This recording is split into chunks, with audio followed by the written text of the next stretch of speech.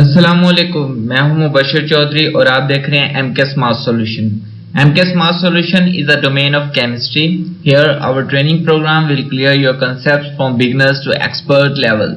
It means MK smart solution का मकसद है कि हमने तमाम स्टूडेंट्स के लिए मैट्रिक टू मास्टर लेवल तक तमाम केमिस्ट्री कोर्सेज को डिजिटलाइज करना है और हर लेवल के स्टूडेंट के लिए बहुत ही ज्यादा आसान और मददगार प्लेटफॉर्म क्रिएट करना है। चलिए अब देखते हैं आज का टॉपिक। नेक्स्ट बात करते हैं conceptual analysis of the whole unit of water.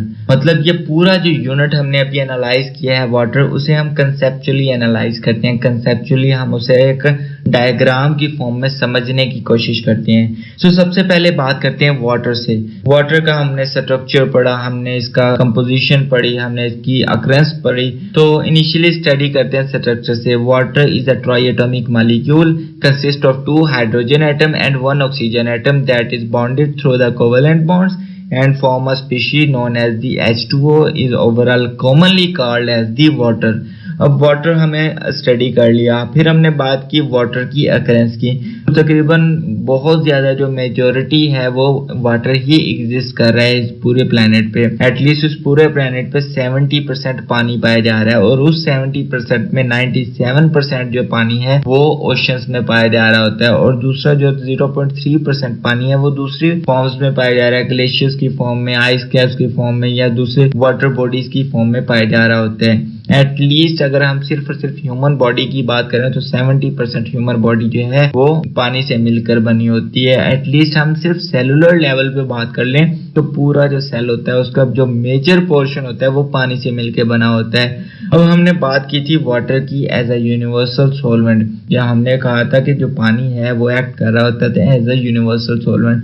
तो यहाँ पे 2 मेजर प्रॉपर्टीज हैं जिस वजह से पानी as a universal solvent act कर रहा होता है। Number 1, the ability of hydrogen bonding. Due to the hydroxyl group जो वाटर है वो हाइड्रोजन बॉन्डिंग रिप्रेजेंट कर रहा होता है, परफॉर्म कर रहा होता है, जिसकी वजह से वो नॉन पोलर कंपोनेंट्स को भी अपने अंदर डिसॉल्व कर लेता है। नेक्स्ट प्रॉपर्टी है polar nature of water. Polar nature मतलब पॉजिटिव और negative charge on the element of oxygen और hydrogen of the water component. ये पोलर नेचर है जिसकी वजह से वो आयनिक मतलब के पोलर कंपाउंड को भी अपने अंदर डिसॉल्व कर लेता है। यही वजह है कि वो नॉन पोलर और पोलर कंपोनेंट्स को अपने अंदर डिसॉल्व कर लेता है, इसलिए उसे यूनिवर्सल सॉल्वेंट कहा जाता है कि वो एटलीस्ट हर एक मिनरल, हर एक चीज को अपने अंदर डिसॉल्व कर सकता है। इस वजह से वो यूनिवर्सल सॉल्वेंट के तौर पे एक्ट करता है। नेक्स्ट बात की थी हमने हार्डनेस ऑफ वाटर। अब वाटर की हार्डनेस, तो हमने हार्डनेस को डिफाइन करते कहा था कि due to the dissolve of the salt of magnesium and calcium with chloride, sulphide, bicarbonates. हमने कहा था इन चीजों की मौजूदगी की वजह से हम कहते हैं कि पानी हार्ड हो गया है, खारा हो गया है, जिसकी वजह से बहुत सारी बीमारियां भी लाहक होती हैं। तो हमने कहा है कि हमारे पास कैल्शियम और मैग्नीशियम के जो क्लोराइड्स होते हैं या फिर इनके सल्फेट्स होते हैं या फिर बाइकार्बोनेट्स होते हैं, ये पानी को खारा कर देते हैं, हार्डनेस की वजह बनते हैं। अब बात करते हैं type of hardness of water, मतलब कि कितनी किस्म के हार्डनेस होती है। There are 2 type of the water hardness. Number 1 temporary hardness, number 2 permanent hardness. Temporary hardness is due to the bicarbonates of magnesium और कैल्शियम। जो कैल्शियम के बाइकार्बोनेट्स होंगे या फिर मैग्नीशियम के बाइकार्बोनेट्स होंगे, ये वजह बन रहे होंगे टेम्परेरी वाटर हार्डनेस की। नेक्स्ट हमने परमानेंट वाटर हार्डनेस की बात की।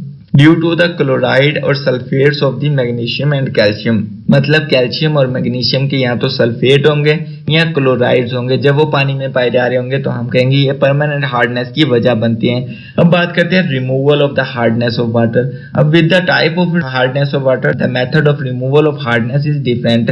As we can conclude about the temporary hardness of water, there are 2 methods for the removal of hardness of water. Number 1 by boiling method, number 2 by Clark's method. अब boiling में क्या होता है कि जब हम टेम्परेरी हार्ड वाटर को boil करते हैं तो उसमें जो कैल्शियम और मैग्नीशियम के बाइकार्बोनेट्स होते हैं वो कार्बोनेट्स की फॉर्म में कन्वर्ट हो जाते हैं और प्रेसिपिटेट की शक्ल में नीचे बैठ जाते हैं और हम उसे फिल्टर करके जो प्योर वाटर है या सॉफ्ट वाटर होता है उसे अलग कर लेते हैं। तो ये था नंबर 1। और क्लार्क्स मेथड में क्या होता है, हम स्लैक लाइम इंट्रोड्यूस कर देते होते हैं, टेम्परेरी हार्ड वाटर में वो इंटरेक्शन करता है और दोबारा बाइकार्बोनेट्स को कार्बोनेट्स की फॉर्म में कन्वर्ट कर देता है और हम उसे फिल्टर करने के बाद इस्तेमाल कर सकते हैं। तो इस तरह टेम्परेरी हार्डनेस रिमूव हो जाती है। नेक्स्ट है permanent hardness is removed by the 2 other method. Number 1 by using the washing soda, number 2 by using the sodium zeolite. ये दोनों केमिकल मेथड हैं। जैसे कि हमने टेम्परेरी हार्डनेस में बात की तो बॉइलिंग का प्रोसीजर जो है वो मैकेनिकल मेथड है और क्लार्क्स मेथड जो होता है वो केमिकल मेथड है, लेकिन इन the case of permanent hardness ये दोनों केमिकल मेथड्स हैं। वॉशिंग सोडा और सोडियम जियोलाइट क्या करते हैं कि क्लोराइड और सल्फेट जो कंपोनेंट होते हैं मैग्नीशियम और कैल्शियम के, इन्हें डिकम्पोज कर देते हैं बाय रिप्लेसिंग द कैल्शियम और magnesium component with the sodium component. और सोडियम कंपोनेंट जैसे ही इंटरेक्ट करता है तो वो इनसॉल्युबल प्रिसिपिटेट की फॉर्म में कन्वर्ट हो जाता है और जब वाटर को फिल्टर किया जाता है तो परमानेंट हार्डनेस रिमूव हो चुकी होती है और सॉफ्ट वाटर ऑब्टेन किया जा चुका होता है। नेक्स्ट बात करते हैं disadvantages of the hard water. मतलब अगर हार्ड वाटर को ट्रीट किए बिना ही पिया जाए या फिर और किसी पर्पस के लिए इस्तेमाल किया जाए तो इसके कौन कौन से डिसएडवांटेजेस होते हैं। It causes the stomach problems, it causes the poor washing result, it form the scale in the boiler etcetera. मतलब कि जब हम क्या करते हैं, हम इस्तेमाल कर रहे होते हैं हार्ड वाटर को डायरेक्टली तो वो स्टमक प्रॉब्लम जनरेट करता है। स्टमक प्रॉब्लम जैसे मैदा खराब हो जाता है या मैदे की कोई बीमारी लाहक हो जाती है और उसके बाद ही सारी बीमारियां ही स्टमक से स्टार्ट होती हैं। एटलीस्ट यहाँ पे हकीम तो ये भी कहते हैं। तो स्टमक ठीक है तो इंसान ठीक है। तो जब स्टमक ही डिस्ट्रॉय हो गया due to the hardness of water, पानी के खारे होने की वजह से, तो उसके बाद बहुत सारी बीमारियां और भी वेलकम कर रही होती हैं। नेक्स्ट है पुअर वॉशिंग पर्पस। जब हार्ड वाटर का इस्तेमाल किया जाए तो बहुत ज्यादा डिटर्जेंट सोप से इस्तेमाल हो रहे थे, सो वॉशिंग पर्पस के लिए भी बहुत पुअर रिजल्ट शो कर रहा होता है हार्ड वाटर। और फॉर्म द स्केल हमने बात की थी, जब मैग्नीशियम और कैल्शियम के बाइकार्बोनेट्स, क्लोराइड, सल्फाइड्स, तो ये जब बॉयल किए जाते हैं तो पानी तो वेपोरेट हो जाता है, लेकिन ये जो साल्ट होते हैं ये बॉयलर या स्टीम इंजन के अंदर एक लेयर जनरेट कर लेते हैं, लेयर प्रोड्यूस कर लेते हैं, जो क्या करते हैं बहुत ज्यादा फ्यूल कंज्यूम कर रहा होता है। तो एटलीस्ट बॉयलर के केस में बात करें तो एक ऐसी कंडीशन आ जाती है जब बॉयलर ब्लास्ट कर जाते हैं, फट जाते हैं। नेक्स्ट वाटर टॉपिक में बात करते हैं वाटर पोल्यूशन की। मतलब वाटर पोल्यूशन क्या होता है, जब हम कंटेमिनेटेड प्रोडक्ट्स या हम अनट्रीटेड जो प्रोडक्ट्स होते हैं उन्हें वाटर में डायरेक्टली इंट्रोड्यूस कर देते हैं तो वाटर जो होता है वो अपनी क्वालिटी को स्पॉइल कर देता है और वाटर पोल्यूशन के सबब बन जाती हैं ये सारी चीजें। अब वो कौन कौन सी चीजें हैं, वो कौन कौन से फैक्टर हैं, ये वन बाय वन डिस्कस करते हैं। सबसे पहले हम बात करेंगे इंडस्ट्रियल एफ्लुएंस के बारे में। इंडस्ट्रियल एफ्लुएंस उन तमाम फैक्टर्स को कहते हैं, उन तमाम प्रोडक्ट्स को कहते हैं जो इंडस्ट्रीज से रिमूव हो रही होती हैं। सो इंडस्ट्रीज से जो चीजें, जो हार्मफुल केमिकल्स या प्रोडक्ट्स रिमूव होते हैं वो वाटर बॉडीज में मिक्स हो जाते हैं और वाटर को बहुत ही ज्यादा नुकसान पहुंचाते हैं। जैसे कि हम बात कर लेते हैं, it destroy the quality of water, it affect the aquatic life, it also affect the ground water, it produce health hazards. मतलब ये सारे नुकसान ये प्रोड्यूस कर रहा होता है। अब जैसे ही इंडस्ट्रियल एफ्लुएंस जिनमें बहुत सारे टॉक्सिक केमिकल्स होते हैं, हार्मफुल केमिकल्स होते हैं, हैवी मेटल्स होती हैं, वो वाटर बॉडीज में मिक्स होती हैं तो वो वाटर की क्वालिटी को स्पॉइल कर देती हैं, जिसकी वजह से एक्वेटिक लाइफ भी डैमेज हो रही होती है। और एटलीस्ट वही जो एक्वेटिक वाटर वो पानी को ग्राउंड वाटर तक भी सप्लाई कर रही होती हैं और वो ग्राउंड वाटर की क्वालिटी को भी डिस्ट्रॉय कर देती हैं। So it affect the ground water, जो कि हम पीने के लिए इस्तेमाल करते हैं, कुकिंग पर्पस के लिए इस्तेमाल कर रहे होते हैं। जब हम ऐसे इफेक्टेड पोल्यूटेड पानी को इस्तेमाल करेंगे तो बहुत सारी हेल्थ हैजर्ड जनरेट हो रही होंगी, सेहत की बीमारियां जनरेट हो रही हैं, स्पॉइल हो रही होगी। तो नेक्स्ट हमारे पास है number 2 second factor domestic affluence. Domestic affluence कौन से होती हैं? वो तमाम एफ्लुएंस, जैसे हम डिटर्जेंट्स की बात कर लेते हैं जो घरों से रिलीज हो रहे होते हैं through the process of sanitary system, impure treatment के रिजल्ट में लोग क्या करते हैं कि उस सैनिटरी सिस्टम का जो आउटलेट होता है वो वाटर बॉडीज में इंट्रोड्यूस कर देते हैं, जिसकी वजह से it affect the aquatic life और पुअर द सीवेज कंडीशंस। मतलब ओवरऑल हम बात यही करेंगे कि ये एक्वेटिक लाइफ को डिस्ट्रॉय कर देते हैं। नेक्स्ट हमारे पास है एग्रीकल्चर एफ्लुएंट।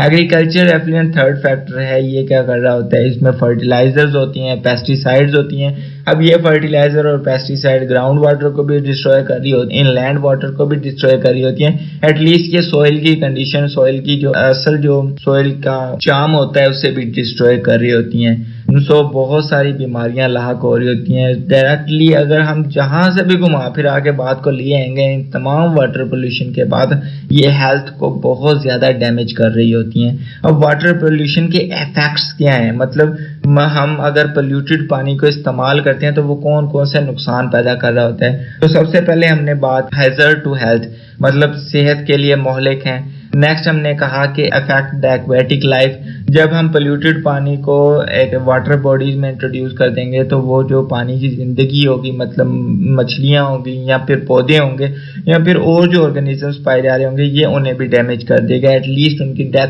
तक जनरेट कर देगा।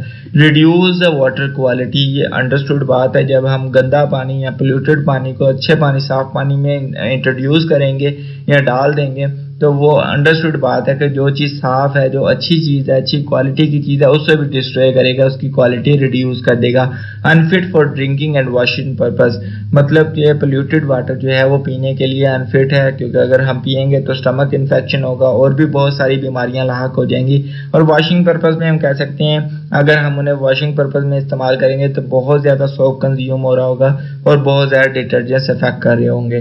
नेक्स्ट में हमारे पास लास्ट टॉपिक है वाटर बोर्न इन्फेक्शियस डिजीज, मतलब पानी से पैदा होने वाली, अगर हम पोल्यूटेड वाटर को इस्तेमाल करते हैं तो कौन कौन सी इन्फेक्शियस डिजीजेस जनरेट होती हैं या इफेक्ट कर रही होती हैं। तो सबसे पहले हमने बात की थी डायरिया की, फिर हमने डायसेंट्री की बात की, फिर हमने कोलरा को डिस्कस किया, फिर हमने क्रिप्टोस्पोडियम को डिस्कस किया, फिर हमने फ्लोरोसिस को बात की, हेपेटाइटिस को देखा, हुकूआर्म्स कौन कौन सी बीमारियां जनरेट कर रही हैं, जोडस कैसे इफेक्ट कर रहा है, टाइफाइड कैसे हो रहा है, ये सब कुछ देखा। इनमें बहुत सारी बीमारियां, बहुत सारी वेराइटीज और बहुत सारी वजूहात हैं। जैसे हमने बात की डायरिया की, तो ये या तो वायरस की वजह से भी हो सकता है, ये यहाँ पे बैक्टीरियल इन्फेक्शन भी हो सकता है, या फिर हम कह सकते हैं ये माइक्रोब्स की वजह से भी हो रहा होता है, यानी प्रोटोजोआ इस तरह की कंडीशंस की वजह से भी हो रहा होता है। इसमें डिहाइड्रेशन हो जाती है। डिसेंट्री में हार्ड या सीवियर कंडीशन ऑफ डायरिया होती है। कोलरा में भी यही बात है, जो कि एक बैक्टीरियल इन्फेक्शन है। क्रिप्टोस्पोडियम भी एक बैक्टीरियल इन्फेक्शन है। फ्लोरोसिस में जो excess amount of the fluoride component in the water और in the case of polluted water use के बाद जो फूड प्रिपेयर होती है उसके रिजल्ट में भी ये फ्लोरोसिस इफेक्ट कर रहा होता है। हेपेटाइटिस एक वायरल इन्फेक्शन है जिसमें 5 वेरिएंट्स हैं, hepatitis A, B, C, D और ई। ठीक है, नेक्स्ट जॉन्डिस की बात कर लेते हैं, ये एक बैक्टीरियल इन्फेक्शन है। नेक्स्ट हेपेटाइटिस टाइफाइड की बात कर लेते हैं, ये भी एक बैक्टीरियल इन्फेक्शन है। तो ये तमाम जो ओवरव्यू था ये था conceptual analysis of the whole unit of the water, जिसमें हमने सबसे पहले बात की पानी क्या होता है, फिर हमने बात की कि एज अ यूनिवर्सल सॉल्वेंट क्यों कहा जाता है पानी को, फिर हमने बात की हार्डनेस ऑफ वाटर क्या है, इसकी वजूहात क्या है, इनको ट्रीट कैसे किया जा सकता है, इनके इफेक्ट्स कौन कौन से हैं, डिसएडवांटेजेस कौन कौन से हैं। फिर हमने बात की वाटर पोल्यूशन की, पानी को पोल्यूट कैसे किया जाता है, जिसमें हमने इंडस्ट्रियल, डोमेस्टिक और एग्रीकल्चरल इन्फ्लुएंस को देखा। फिर हमने उनके इफेक्ट्स देखे कि पोल्यूटेड पानी को इस्तेमाल करने से कौन कौन से नुकसान होते हैं, और एट द एंड हमने पोल्यूटेड पानी से पैदा होने वाली बीमारियों को देखा कि कौन कौन सी बीमारियां लाक होती हैं पोल्यूटेड पानी को इस्तेमाल करने से। उम्मीद करता हूँ हमारी ये मेहनत आपके लिए मददगार साबित हो।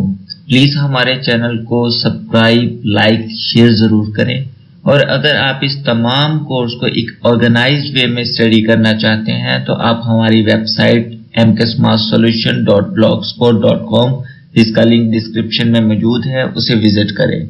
यहाँ पे आपको आपके कोर्स से रिलेटेड तमाम डाटा एक वेल ऑर्गेनाइज्ड फॉर्म में मिलेगा, from the matric to master level.